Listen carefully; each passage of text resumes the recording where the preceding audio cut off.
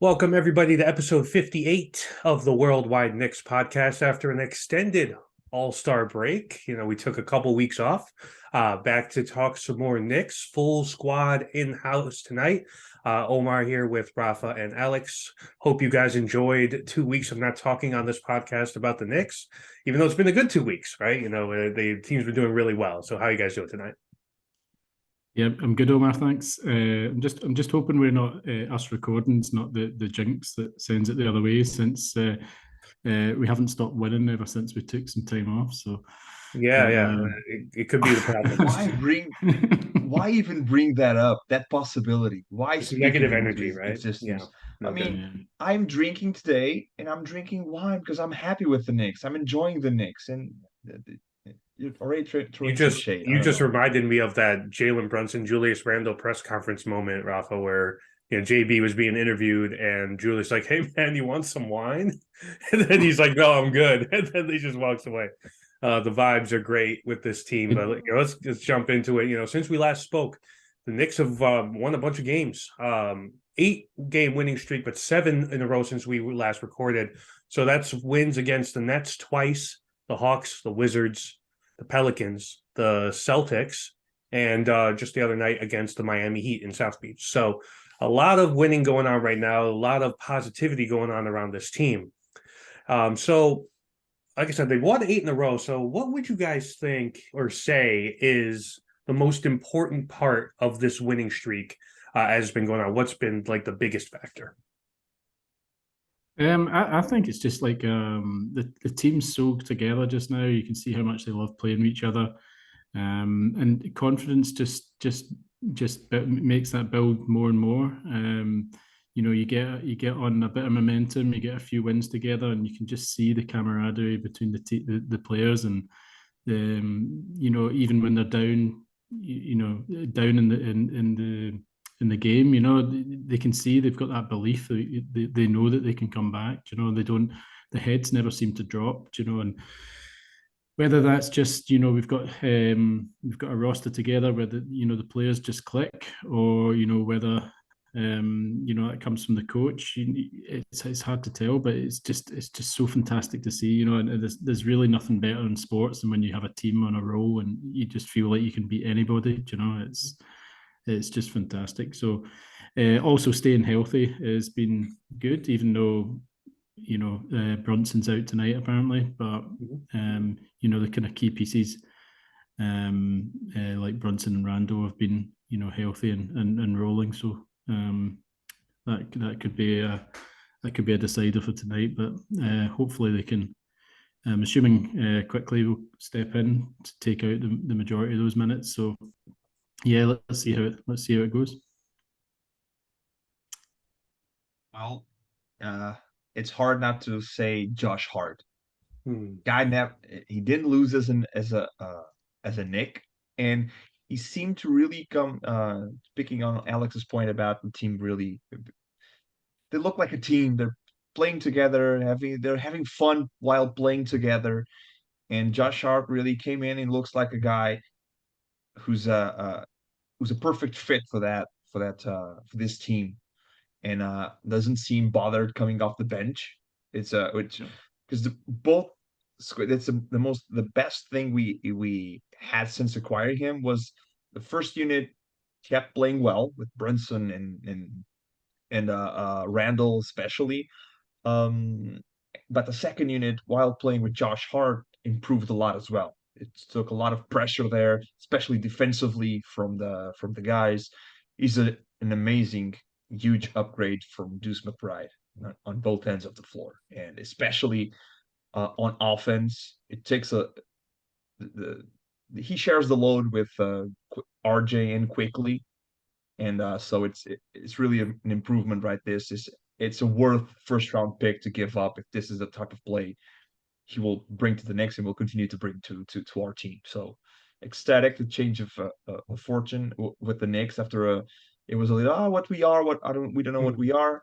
Especially we're now I think we're a playoff team, a sure playoff team playing like this. There's no way, fingers crossed. There's no way the Knicks fucked it up, even with injuries, even if Brunson is out a game or two, or Randall is out a game or two, I know now. I believe that the rest of the team will pick up the slack, because especially since the All-Star break, we have been playing. Team knows who the top two guys offensively are with Brunson and Randall, and the others know what their moments are to take over the game. And so feels everything is clicking on defense, on offense, which is amazing. And we were discussing this right before we started the pod. Is we're one of the best offenses in the league, while still being coached by Tom Thibodeau. I apologize, Mr. Thibodeau, for all the disrespect. Yeah, there we are. Yeah. Alex was like hunched over, waiting for it, and there it was. I mean, he can still be a war criminal sometimes, but he's our war criminal. I mean, there you go. Let's just say it like this. Yeah, I'll. To you, Alex. He's a nice war criminal. Yeah. There you go. Yeah, he's smiling. One of the best. One of the best war criminals out, man. He's just top notch, man. Top notch criminal. Speaking of war criminals, sorry, if this guy picks up the gun again, give me a heads up. This is Ja Morant. So yeah. I'm a little bit. Yeah, I'm a little bit scared. Point at Omar there. Yeah. Sorry, no.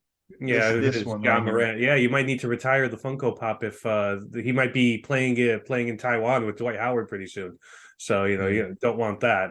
But for me, guys, it's really just shot making, right? Like just elite shot making from Brunson and Randle in the starting unit, especially.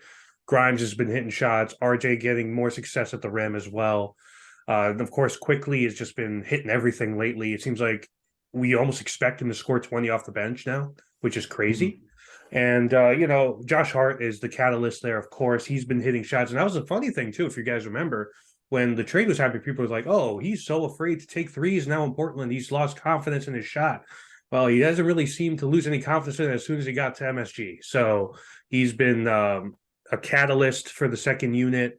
We're seeing a lot of just better play. Now, granted, this team is still a very isolation-heavy team because you have two isolation scorers. I think they're second in the league behind Dallas in ISO plays. So, that's what you're going to have to live with. It's going to be a lot of Julius, RJ, Jalen, ISOs here and there, and that's just going to be what it is.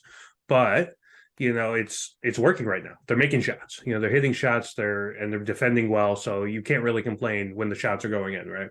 What's up, Alex? No, I was just going to pick up on the ISO point. We've talked before about how it seems like a kind of dirty word, but ISO play is a bit misunderstood. It's seen as a kind of play for a kind of ball hog and somebody that's, but that can be somebody that's taking account of taking advantage of mismatches, Randle especially is somebody that has so many mismatches that he can take advantage of just with his strength and his power. He overdoes it at times, but he's also very, very successful at it. And I think even Brunson's had a bit of criticism about dribbling too much and this and the other, but you're like he's one of the best finishers in the paint in the league. So you're like, why wouldn't he? You see the efficiency, right? And you're just like, how can you criticize it? When he's dropping 30 whatever on Brooklyn and going, what was it, like 14 of 19 from the field or something like that? Mm-hmm. Like, how do you criticize that? It's impossible. Like I said, the shots are going in. But also, ISO play is also related to kind of playoff basketball, and that's something I've heard a few times lately. The Knicks are playing like a playoff team. That kind of intensity, that kind of just give it to the guy down the stretch and to take you home sort of thing. That's what all teams do in the playoffs. So very much more of a half court game, and especially coming down those last few minutes. Every team ISOs. Maybe it's just a statement to the league. It's like, well, we're here for the playoffs. And they're going to come in battle hardened by the time they get to the playoffs and know exactly how they want to play. Even most of those games, like the Knicks, against Brooklyn, for example, we were sharing the ball, passing the ball around, hitting shots. Every shot was going in from every part of the court. We were up 30. When you're up 30, normally when teams have a big lead, they revert to a slower paced offense. And slower paced offense is ISO. So we go into a lot of those ISO plays and uh, Randle, or is it Randle, or it's Brunson, sometimes RJ as well. I mean, we revert that because we're leading so much, by so much. We said, okay, it's a slower pace, and well, guys don't get as tired at the end of regulation now. We don't. How long have we been not talking about the guys that don't have any legs, they're tired, that's why we're losing. It's maybe that pace helps us as well maintain our um, energy levels higher. Yeah, Did you see Rand? Sorry, did you see Randall's interview after the Heat game, where he just Yeah, he somebody said asked he him was a too question, tired and and didn't know the question. he was just like, "I'm sorry, I have no idea what you said." I mean, he exerts so much energy, man. It's just it's ridiculous. And to your point, Alex, it's they're hunting matchups. They did it against Miami the other day against Gabe Vincent. Where they get a screen, get a switch. Julius is able to body up on him, or they get like a bigger defender to come on Jalen Brunson, and he has that quick first step, and he's able to get by him. And it's just smart offense. I know a lot of people, like you said, Alex, a good point that a lot of people feel that ISO is a dirty word, but because they think of just like you just patting the ball down, clearing everybody out, and doing whatever. But it's a little more strategic with the Knicks, because both Brunson and Randle have shown a really good ability to pass out of situations once they get into the paint as well, which has opened up Grimes and RJ for a bunch of shots, or Mitchell Robinson for a bunch of lobs as well, which we've seen.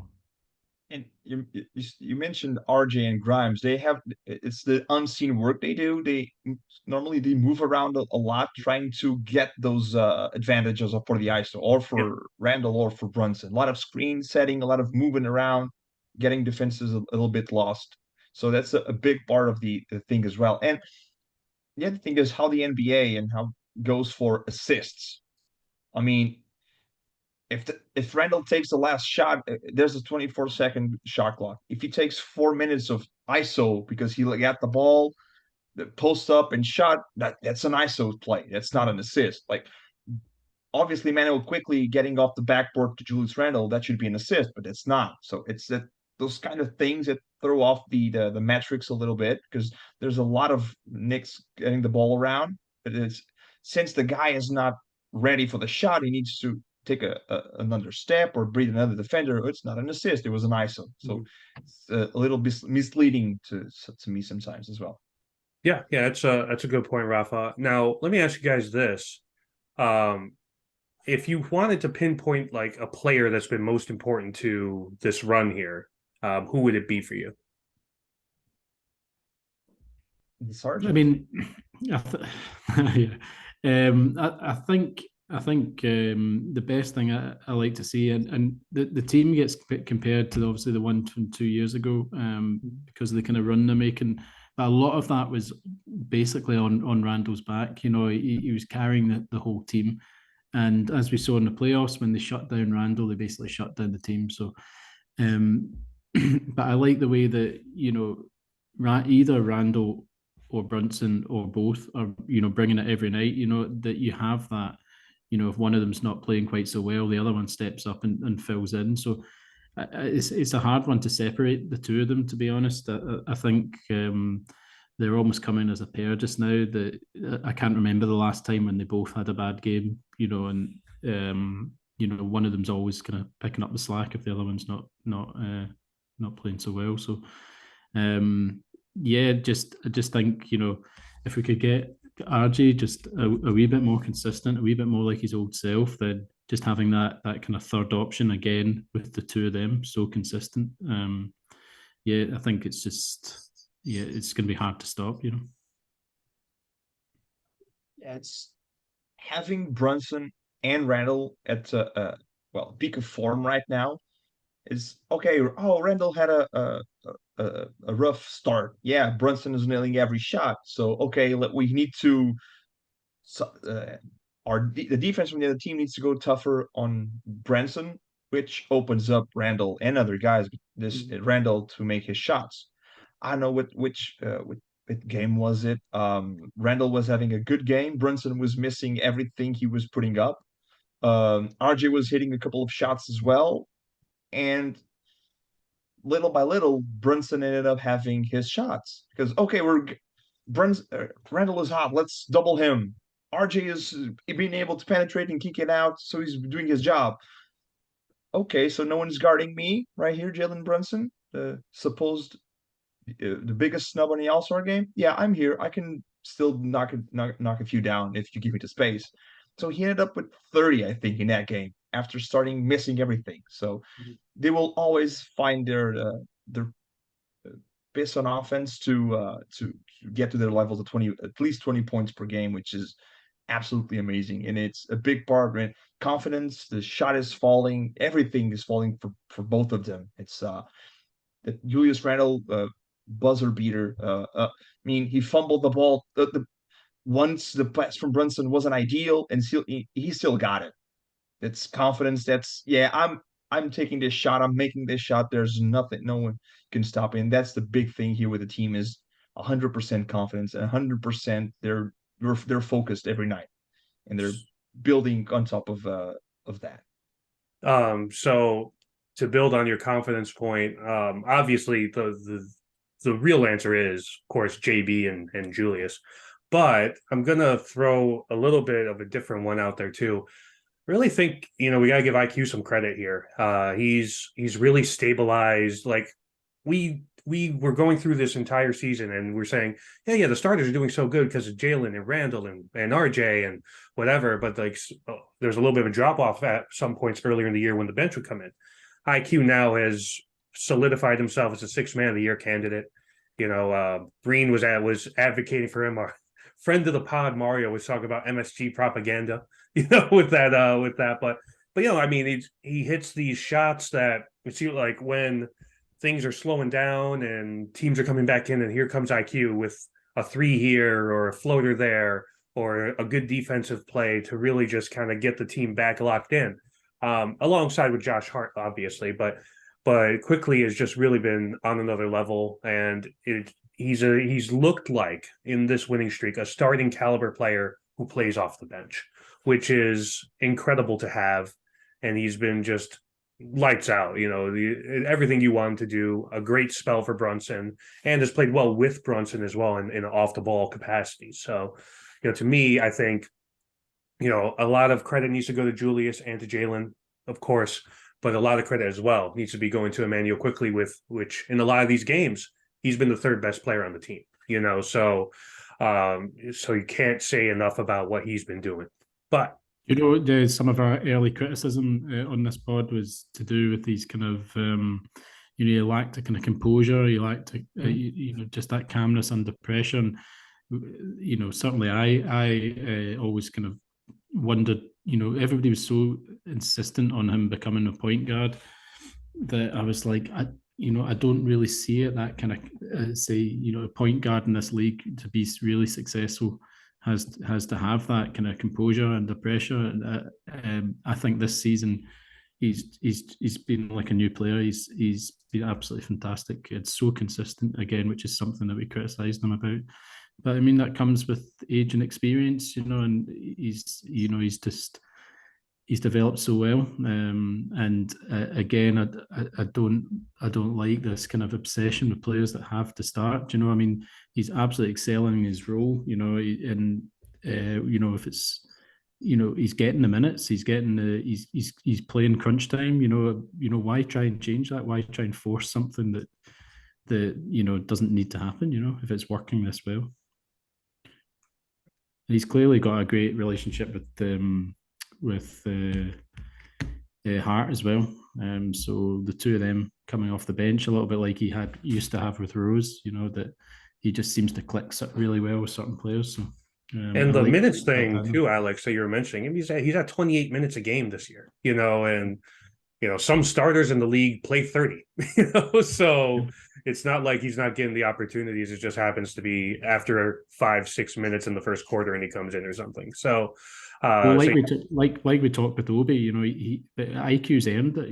He's shown absolutely no reason why he shouldn't have those minutes. And that's a great trait to have. I think as a roster that you can see somebody that's worked that hard and worked in his game and developed his game, and now he's getting the rewards.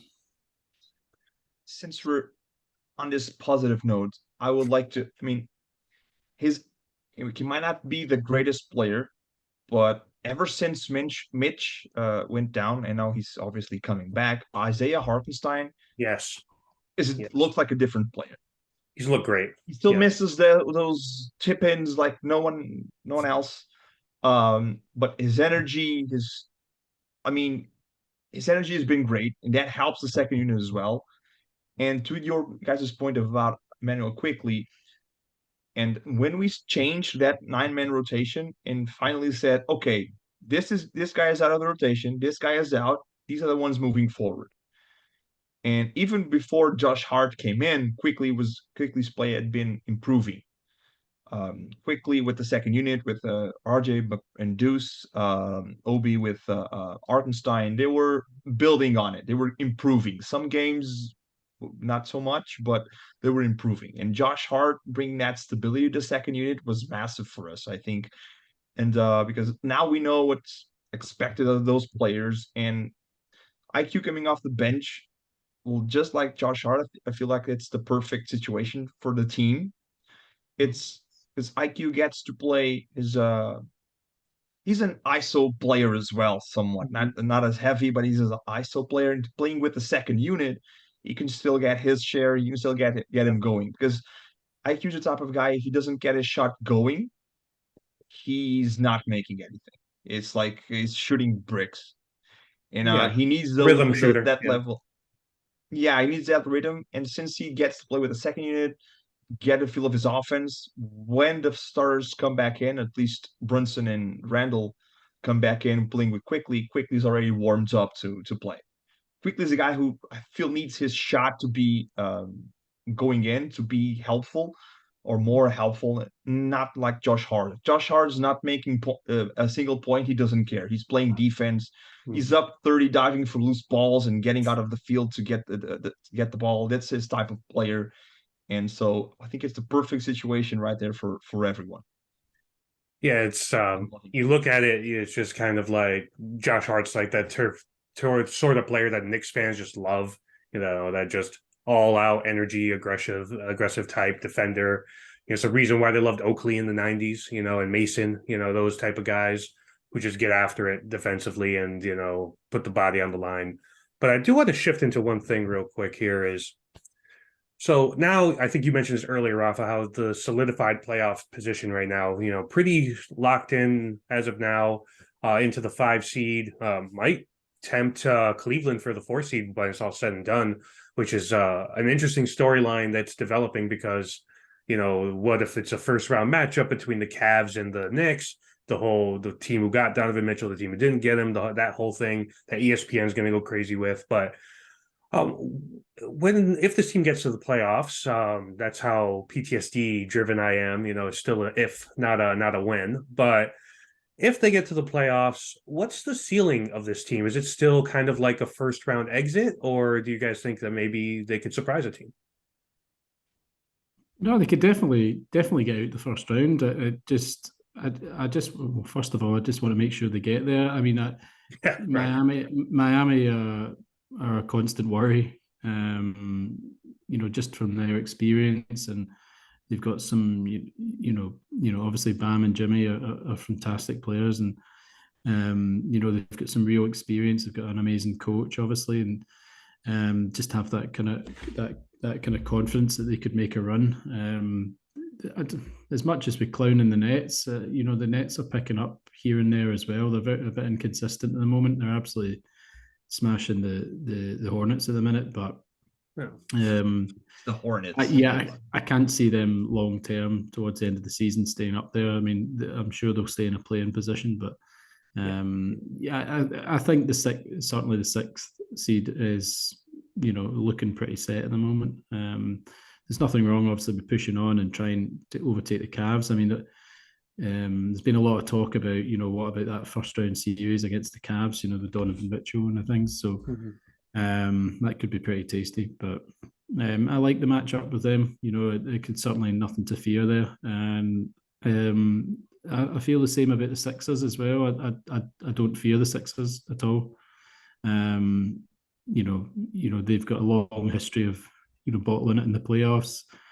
Embiid's obviously very up and down. You can get Embiid picks up injuries every 3 seconds. So, I wouldn't fear that matchup. The only ones I would really fear are, I think the Bucks would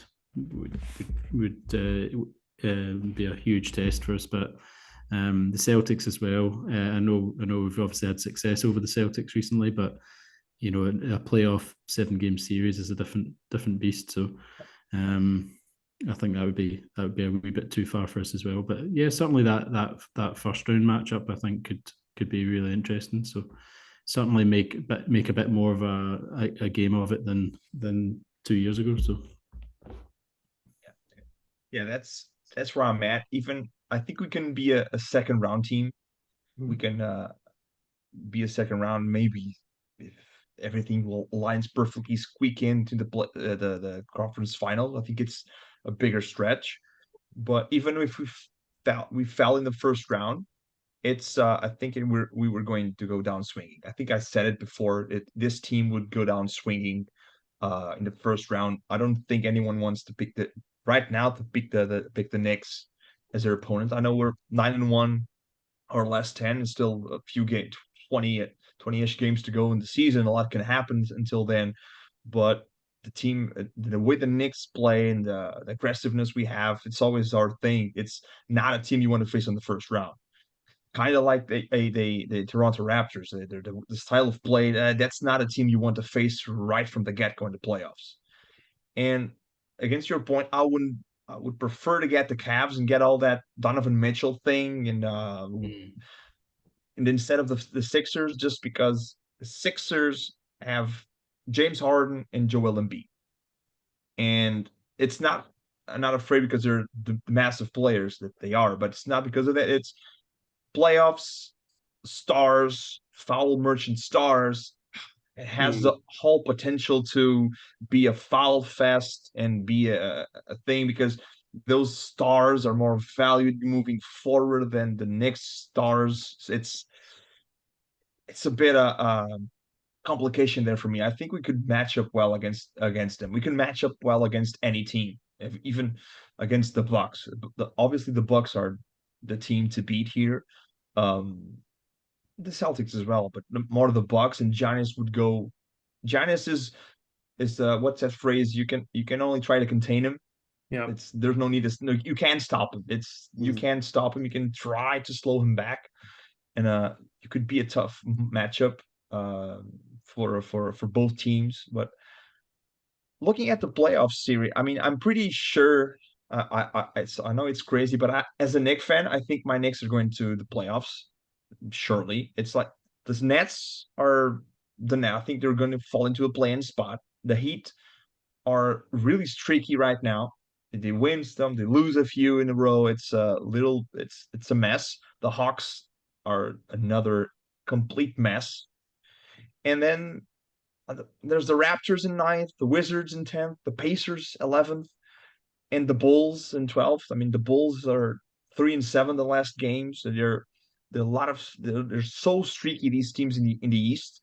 I mean, the East looked so packed, but the last 3 weeks, so many teams just fell off a cliff in terms of play. The Knicks went into the other direction, which is amazing. But I believe we're one of the teams in the playoffs. 4th or 5th seed is our place. I don't think we're going any higher or any lower, to be fair, because the Heat or the Hawks will fight for that 6th playoff spot, and then the rest of them will be in the play-ins. But yeah, and I'm with you guys. I think that we can win a playoff series.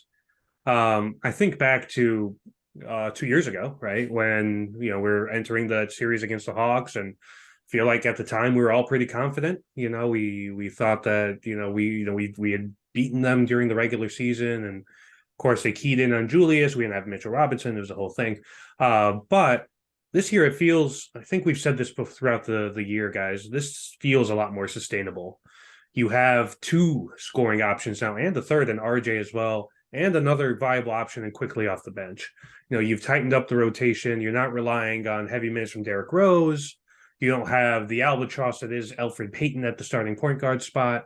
It's a much different situation. And, when I look at the matchups against Cleveland, Donovan's been in the playoffs before in Utah. We know that. But the rest of the team's really young. They got rid of their veteran presence in Kevin Love. I think that matters. He's now in Miami. Garland hasn't really had an experience. Mobley doesn't have any experience. Jarrett Allen has a little bit when he was with the Nets, but that inexperience, could hurt. And Brunson has a bunch of it from his run with Dallas last year. So, and, Julius and RJ and Quickley have that experience of the Atlanta series of what not to do, right? So they're able to kind of, put that into a positive way. So if we're healthy, I think we could take the Cavs for sure. I'm with you, Rafa. I am not trying to see a 76ers series because it's going to be, to your point, just a bunch of foul baiting on both sides, if we're being honest. Julius and Brunson foul bait as well, so it's not going to be, a fun aesthetic series as a basketball fan. But do I think we can beat the Sixers? Yeah, I think we can. They've, to your point, Alex, they've not shown themselves to be reliable in the playoffs. Harden and Embiid both. Maxey hasn't proved anything. Tobias Harris hasn't done anything in the playoffs in this league. So Doc yeah. Rivers as well. What's that? Doc Rivers as well.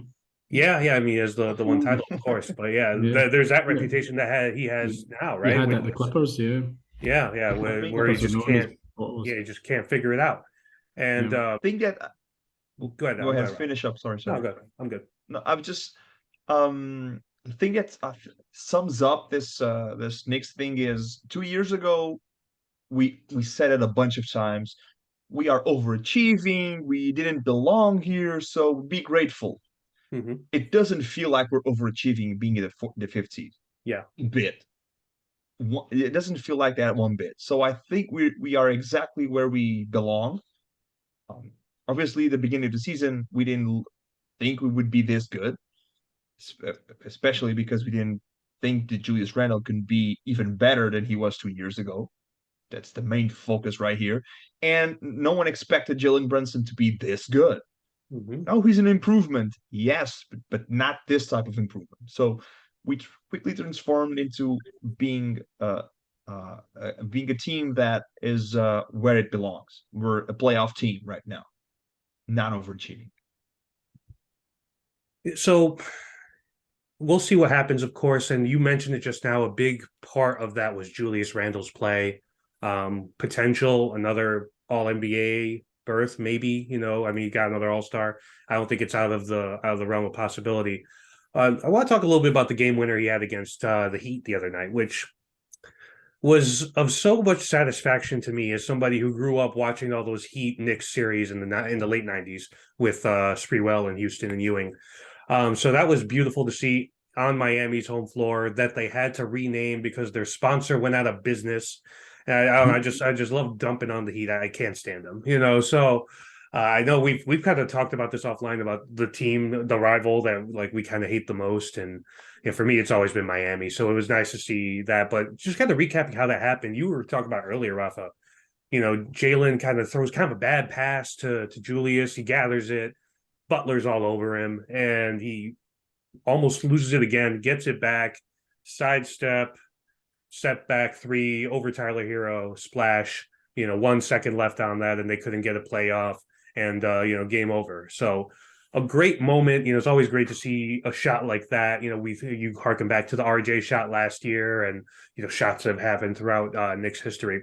So my first question to you guys about this is, does this shot mean anything, or is it just kind of like, oh, this is a cool moment that happened in the regular season? No, I think these things are important in a way of just continuing that kind of confidence building, just kind of making a statement, and you can see as Randle hit that shot, he kind of had arms up in the air, the whole team's kind of gathering around him just from a kind of statement as a kind of leadership role kind of idea, just bringing the whole team around him. I think, these kind of things are important. Brunson's had a couple throughout the year that he's not made. I'd really like to see him get something. Just give him that moment. Not that he needs confidence or anything, but it'd just be kind of nice to see. I think his play's been so outstanding this year, just to have that kind of statement moment. It was a statement win to me. It's against a team you're fighting for the playoffs, and you got it's how many games we have on them? 4 or 3 games instead of having just one. We've added to that lead to sustain our playoff position. But more importantly, how many close games did we lose up until now? How many close games? The last shot or the last missed plays and bad defense or whatever. How many of those games that we lost? And we got this. We got this one. We're like, yeah, we did it. Yeah, and Julius Randle getting it because there's a few people on Twitter joke around it. It's Julius Randle in buzzer beaters or game-winning shots or last second shots in the quarters. It's not a very good number for him. So him getting that shot is like, this is it. We can win these close games against playoff teams and their own court. So, I mean, for me, the most important thing is being able to finish a game like this and win it. Not going into overtime, just at the tying dunk, not losing a game. So close, we lost it. No, we won it, and we can do it again. It's building on the confidence. Do you know the Spo called that a kind of lucky shot and all that, and that kind of annoyed me a little bit because disrespectful. Honestly, well, I mean but that's a shot that Randle been hitting all game. Do you know, from that kind of position? That's not unusual. Yeah, that's his spot, and he hit it over Hero, I think, who not a defender at all. He didn't even have his hands up, I don't think, and. It was a little bit lucky the way the ball kind of ricocheted back to him instead of going out of bounds. But it happened. But the actual shot itself, is a shot that he hits all the time. Well, he has. It's the shot he wanted. He ended up fumbled the ball and still got it. I mean, and to the point about Tyler Hero, I mean, if he commits too much, that's an easy foul. So he was like, "Okay, I'm here. What?" I'm here. I mean, if I go too much, I can foul him. I mean, well, let him take it. I mean, the way the Knicks been shooting free throws, that might not have been a terrible strategy. That's the thing, man. The free throws. That's still a thing of concern. Also, as I said, sorry, Omar, just to say that the defending by the Heat in the last 5 minutes or so was spectacular, and the fact that again that we can go up against defenses like that, looking ahead to the playoffs and come through it is testament to the team. So Butler especially was just phenomenal all over him. Yeah, considering he's putting up 30 odd points at the other end, to still have that intensity, that stage of the game is just incredible. Jimmy Butler. I love Jimmy. I would love to have him on the Knicks at some point, but I think that ship sailed. Yeah. I'm gonna wax poetic here for a second, guys. This 100% is a big deal for Julius. I'm ready. Not so much yes, it's a great win for the team and improves great playoff positioning. We know all that, but for Julius himself, I think this is a massive, massive moment because he came into this year doubted by the fan base. Everybody's talking about trading for a second round pick. Everybody was saying, he's not that guy. He's never been that guy. He's just somebody who can kind of win a game here and there, but he's not the player for the future. He's not our guy. We got to get rid of him. We got to draft the next guy. We got to trade him for the next superstar. We got to do all this stuff, right? And it's kind of RJ's getting that treatment now too, right? But Julius got it for a year straight. Got it all off season. Even at the beginning of the year, people were doubting it. And the only time he's ever hit a game winner was a meaningless preseason game against the Wizards, and to see him be able to kind of overcome that, overcome great defense by Jimmy Butler.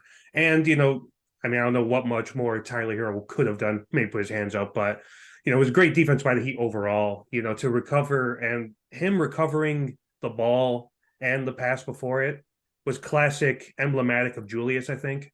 Right? It's flawed. It's not pretty. It's not, it's not perfect, right? It's Not gritty. it's not Carmelo Anthony, you know what I mean?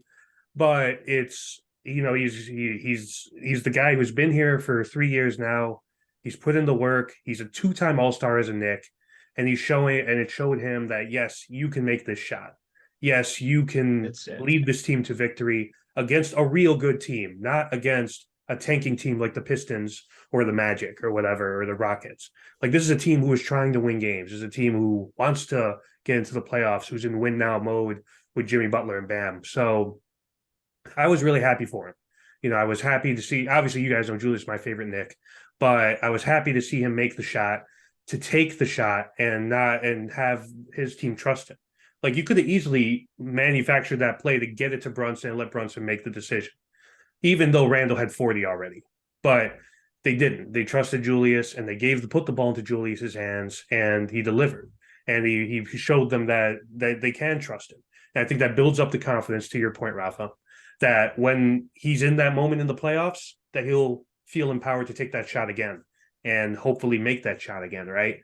So yeah, to me, it's like everybody, like Fred Katz is talking about the vibes being immaculate or whatever, and it is, and everybody just kind of bum rushing him after that. The guy knocks over Tibbs, and I don't know if you guys saw that, where he just bum rushed Tibbs in his excitement. And last thing is, when he put the arms up, I don't know if it was only me or maybe because I have this picture on my wall over here. It reminded me of Ewing in the playoffs at one time, where he put his arms up in front of the Garden. So that way, I think that was Julius's signature Knick moment. And happy for him. He's worked hard for it. He's taken a lot of criticism. He needed a moment like that. Yeah, he needed a moment like that, because he had amazing games, amazing thing, but not a moment like this. Like, you can think about so many moments that Carmelo Anthony had here like this. The game against Chicago and so many other games. There big shots he hit, and Randle obviously hit big shots, but doesn't seem to be a signature moment for him. I think this feels like that moment. He's not a guy who's dropping guys on the floor like Brunson did to Caruso. That's the moment people will remember, when Caruso's sitting on his ass. It's the moment. RJ got his buzzer beater against the Celtics. That's the moment people will remember. And Julius absolutely needed a moment like this. I mean, he even got Macri to apologize, which is the fakest shit. I mean, well, whatever. You're not going into putting frown faces on a guy's poster for a year and then apologizing everything's all right. Fuck off. Sorry, teacher. So, defend the man of your ilk. Omar, just to go on the hands up thing. Sorry, it's the wine. It's the wine. Yeah, there you go. The hands up thing as well, saluting the Knicks fans that are in the arena. It felt like a home game. It was fantastic as well. So I think there's been obviously a major shift in the relationship between Randle and the fans again. Obviously fans in general are a fickle bunch. So, but it's good to see him kind of connecting with the fans like that as well. So this is something that Rafa brought up before we recorded, but Knick fans, for whatever reason, like to take a fun, great moment like that and just take all the air out of it and make it worse. So immediately the narratives after Julius's game winner became like, oh, yeah, but was it better? Is it better than RJ's game winner against the Celtics? Is it one of the best game winners that you've seen as a Knick fan or whatever? The immediate rush to compare something that just happened to something from the past. Is it matching the Linsanity one in Toronto? Is it like Melo on Easter Sunday? So why do you think we do this? Like, why do we immediately run to do that? Is that just kind of like a bad look by us as a fan base? I just always think of that why not both gif, Yeah. why can't we just have both, and enjoy both? Why does it have to be a competition? And just roll my eyes at these things, and it's I guess some people just run out of things to say, so Right. run out of things to complain about because we're winning all the time. So they just have to Right. find something, you know. I mean, it's just to get conversation started. And since people are so down on RJ right now, let's let's shit on that moment a little bit more because ultimately you will end up comparing them. You will just say RJ was a lucky shot. RJ just threw it up there and hit it. Yeah, he had 0.6 or 0.7 to shoot. Okay. Randall had more time, he had a great shot. I mean, it doesn't matter. They're both great shots. They're both wins against good teams. They're both great moments. And to your point, why we do this? Because we don't have enough moments like this. We're the Knicks. I mean, you mentioned 4 moments. It's like, do we have any more moments, buzzer beaters or big last second shots in the last 20 years? Do we have more? Allen Houston, I don't know if Yeah, the Allen Houston against maybe Miami runner. yeah, That's another one. Yeah. I mean, but yeah, it's still we struggled for relevance for so much. Every moment we have, let's compare them. I mean, compare this team to the team from 2 years ago. Which team was better, this or Melo? Who was better, Randall or Melo? I mean, why? Oh, it's have fun conversations. None of it is fun. To me, none of it is fun. I mean, enjoy what we have now. It's please enjoy it. Big moment, big win. We're cruising right now. Feels like we're cruising. And well, I hate those comparisons. I just hate it. Just I mean, they're nothing. The one thing that you could say about the Julius one over the RJ one is that yeah, at least you had a Mike Breen call. You had Breen on that one. It wasn't a Double national bang, game. Yeah, you got the double bang double there. bang. Yeah, and whereas the call that RJ had was not a bad call. I know a lot of people dump on the ESPN commentators, but it was still a pretty good call. But it's not like a Mike Breen call. That's just I mean, Yeah, I also mentioned to you earlier about the RJ one that was spoiled a little bit as well because that was the thumbs down game, wasn't it? As well, and yeah. the whole Bad cloud. Yeah. the whole press thing afterwards was all about Randall, and it was not. No, it was just like, can we talk about the RJ shot, please? Do you know, like, Yeah, big yes, moment in his career, kind of ruined Yeah. by that whole Yeah. narrative and everything. Yep. and it was such a shame. that didn't help with the fans either. Because look at what Julius did with ruined RJ's moment. It was before, so he didn't know. Notice how we always seem to see fans pitting those two against one another. You guys ever Yeah. notice that? He's like, Yeah, oh, Julius never Yeah. passes to RJ, or The body Julius language ruined plays a RJ's role. moment, whatever. But back That's to not the true. I mean, yeah. But back to this whole thing. Like if you're a Sixers fan, right? And let's say James Harden hits a shot, to win a game. Are you immediately saying, yeah, that was a good shot, but Allen Iverson had a better one? If LeBron hits a shot as a Laker, they're saying, yeah, but Kobe's was better. I don't know, maybe, but probably not, because they're just saying, you're just appreciating the greatness of the player.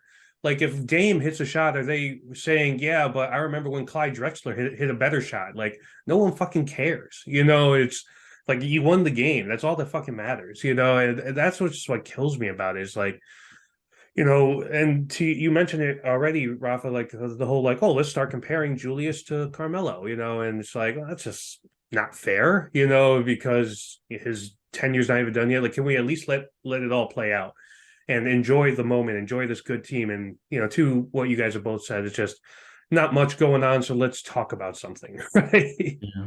Well, I saw one earlier about where does Julius rank as all-time Knicks and things, and all those sorts of arguments going on about Jesus Christ. is he better We're than starved. We are so Look, starved for real success. quick though, real quick. I think if he plays out his contract and maybe gets another year or two after that, the amount of records he will have amassed as a Knick is going to create that conversation. Like he's already up there in 3-pointers made, and he's going to be up there, eventually in points more than likely, and rebounds, like closing in the top 10 of all time. So it's a discussion that's going to be had eventually, but not today. It's not the conversation for now. It's to me, it's a conversation, and he can break the records, play out his contract here, but if he doesn't beat what Ewing did here, so what He's got to win the thing title. he can do to Yeah, Yeah. that's it. If he wins a title leading the team, he's the greatest Nick of all. Well, close to. It's hard Clyde. to say that against a team with Clyde and everything. He would. No one will ever come close to what Clyde represents to the Knicks as a player and as a commentator. Greatest Nick ever, right there, Mhm. with Clyde. But he can be close to Ewing if he wins a title here. Let's get into a couple of the younger guys real quick here, guys, before we get out of here. So, Immanuel Quickley and Obi Toppin, both coming towards the end of their rookie deals. Both are extension eligible after this year. I'm not sure if either of them will get that huge extension that they're eligible for. I believe it's 5 years, 198 million is that they're both eligible for. One It's the max one is extension. closer to one is Yeah. closer to getting it than the other. I'll say So this. I guess when we look at these two guys, two guys that are pivotal pieces off the bench right now for this team, locked into the rotation. Is the team looking, do you think, to extend both of them, or are they going to just let them both play out another year before they hit restricted free agency? Yeah, I think they'll play out. But I mean, obviously, if they can tie down quickly, he's obviously the priority right now. But I mean, I think what happened to RJ and RJ's contract, I think, is gave me a lot of confidence that they know what they're doing from that side of things. That we were screaming for RJ to get the max deal on this pod, and then we end up getting him for what I hope to be as a bargain at the end of the day. So, yeah, I mean, I'd see kind of everybody knows how important Quickley is right now. So, hopefully that's a bargaining tactic for him. Do you want to wait another year before you get somebody like that tied down? So, I think it's a different conversation for Obi. I don't really know where Obi is at the moment with regards to the front office as to how they see his future. So, obviously, it's a big deal. I think it was Rosie's first kind of move really as a president. So he's obviously got ties to Obi and through agency. So I think it would be a tough one to let him go, but everybody knows that his path to kind of getting big minutes in the team is pretty blocked at the moment. So yeah, it's a tough situation for him, and I see a lot of people just saying, "Oh, just let him go and let him find his way somewhere else," a little bit like Cam. So yeah, I mean that could be a thing, but you can't treat it like that. You've got to treat it like a business, and you've just got to get true value for him, and maybe that is just to trying to extend him on a reasonable deal. So, but yeah, if you're OB, you'd obviously want to see some sort of commitment to him and commitment to kind of his future on the team. Yeah, I think Obi's days are numbered as a Nick. I don't think an extension is coming if we don't extend him this year. Is just because we getting us some time to trade him somewhere else. I don't think, especially with again Randle playing it again with this level, there's no chance for him to play with Quickley, Clement, and Grimes, and RJ in the team, moving to the 3 spot with Josh Hart as well. Him moving into the 3 spot, or Randall sliding back into the 3 spot is not a viable thing. Obi playing the 5 is again not a viable thing to happen, especially how Mitch is so impactful with the in the game.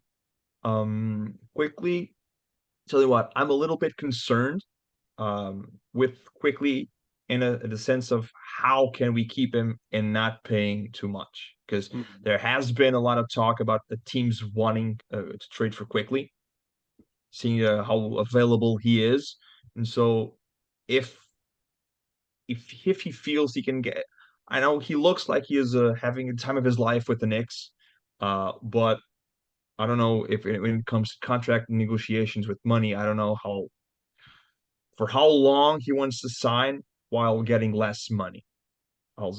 Maybe he signs a 2-year deal or something like that. But we need to pay a little bit more because he's become so valuable, as you said, Alex.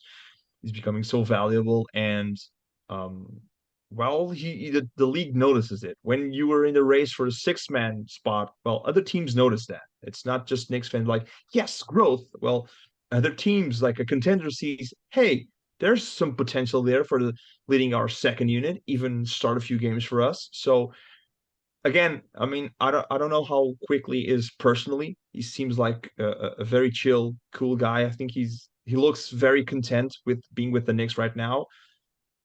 But I believe he has the goal to maybe become a starter somewhere or become a better player somewhere else if the Knicks don't get him the money, especially. So I'm a little bit concerned with that.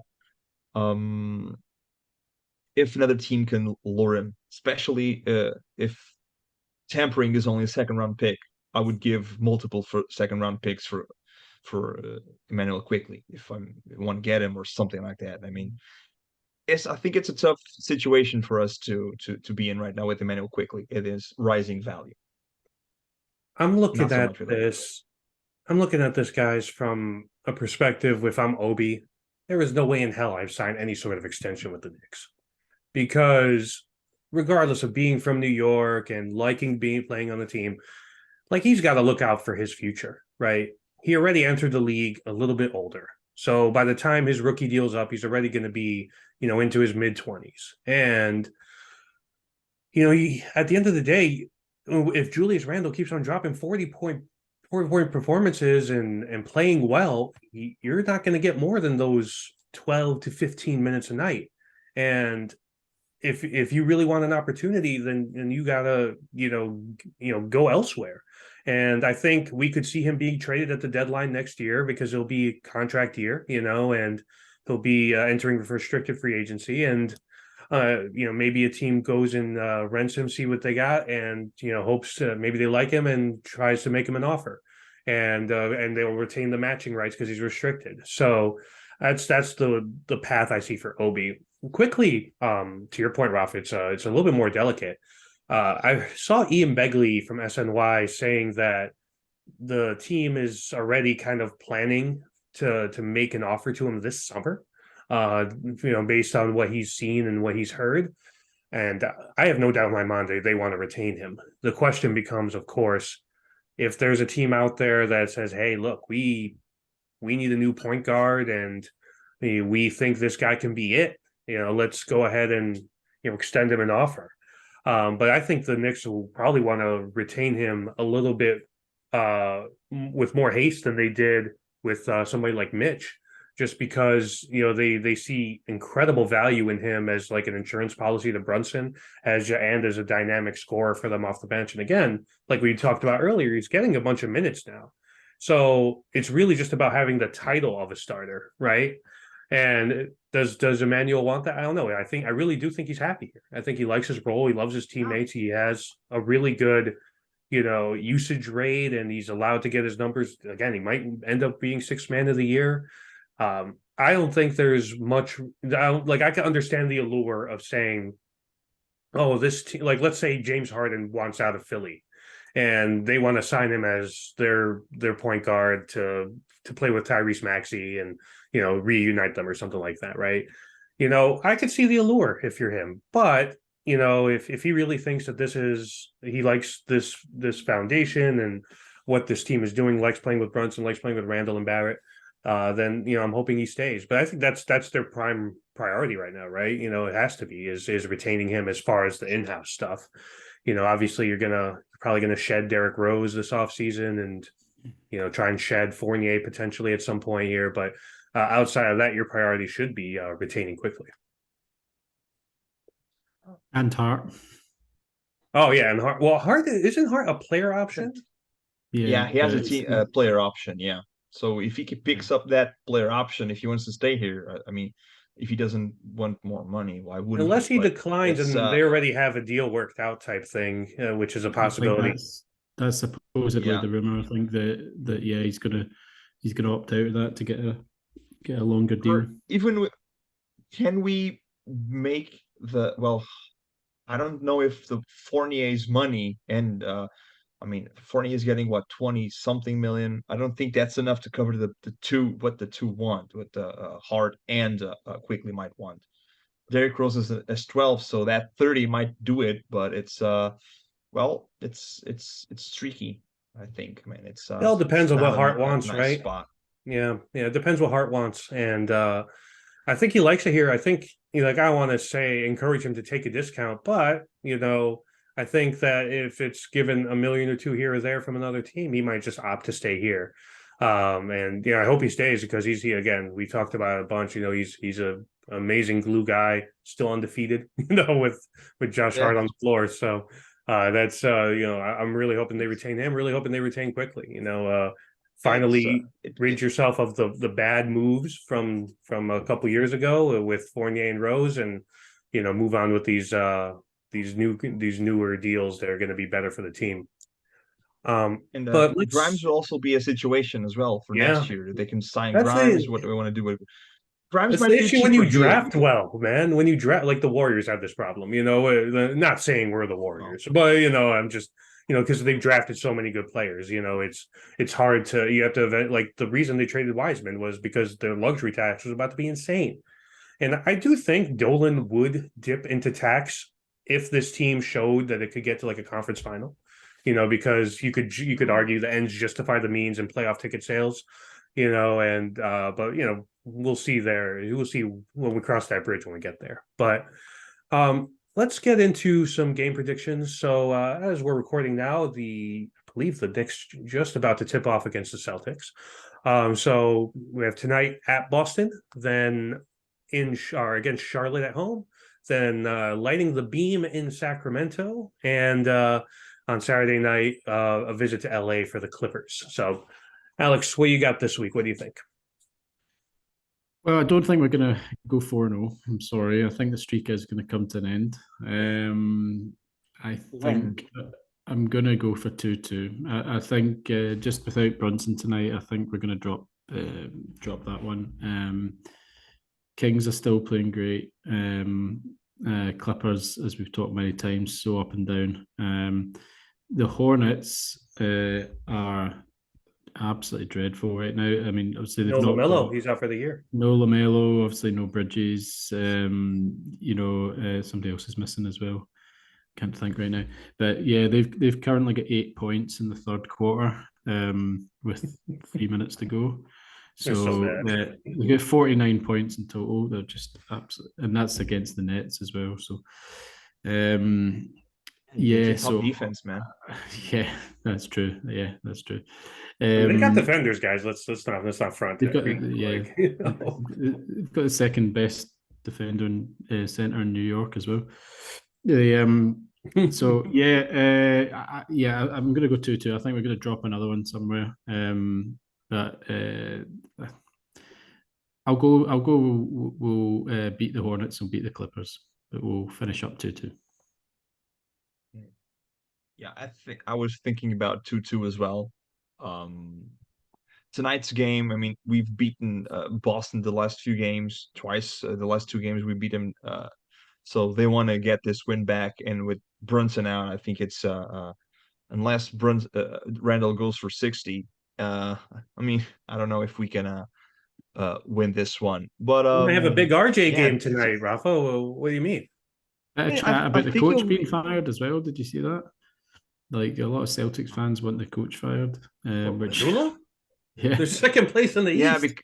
I know, but they're basically saying the team runs itself, and he's not. Oh yes, another Nets situation. There you go. Yeah. Team runs itself. We don't need coaches. That's why Dallas suck. But yeah, I mean, I think it's 2-2. I think if we don't beat the Hornets, that's well, what the fuck? And the Sacramento, when I mean, it's Sabonis, so I know Randall's going to give him the business because he hates Sabonis for some reason, and so Sabonis is like playing center now, right? Like they got him playing center. He is, yeah. I mean, if Sabonis is their center, Julius Randle will have a field day. That's because I'm there's trying to no think who other they're guys. starting at the four. I'm not sure if they're starting Keegan Murray or if they're playing small with Harrison Barnes, but I think isn't it Barnes? Oh, yeah, it's probably Barnes. man, So I mean, that's a matchup problem that Julius can exploit for sure. yeah, absolutely. So I think we can have a good game against the Kings. Let's see if where I don't know how long Brunson will be out. If he is hurt, rest him as much as you can. Playoffs are right around the corner. I Yeah, mean, I agree. rest him as much as you can. After that bump he took against the Nets, I fainted for a couple of seconds because he looked really hurt, and then he dropped 30 under heads, like not missing a shot. So he's good. But yeah, man, 2-2. I think That might be one of those things with Brunson that they can say, look, man, just take a few games, and let's get you right. Because he's the type of guy, he wants to go. He never wants to come out of a game. So, but just look at that game the other night where his ankle twisted twice, and then he came back in and played fantastic, just so great to see. Yeah, you love that. You love seeing players that feel that way. I mean, you saw Julius make a comment about it that he plays every game that he can because he feels like it's cheating, not to play every game. That's the type of stuff that fans love to see, love to hear. Mm-hmm. I'm gonna go and make it a clean sweep, say 2-2 as well. I think without Brunson, it's gonna be tough to beat the Celtics. And I believe Brown and Tatum both playing tonight? I think they are. Brown is back. They Yeah, I know Brogdon's out. And Robert Williams is out. So that might be nice for Mitch. But yeah, I think Charlotte should be a win. They're reeling. They're terrible. And Sacramento, they're playing real well. They look great. And the Clippers have lost 5 in a row, so I think that could be a win. So I'm gonna say the wins come against Charlotte and LA. And hopefully we maybe we sneak one by Sacramento. Who knows? So hopefully they won't be lighting the beam, too much over there in Sacktown. But so we are all agreeing the streak ends tonight. This is what we're getting. It'd be nice if it didn't.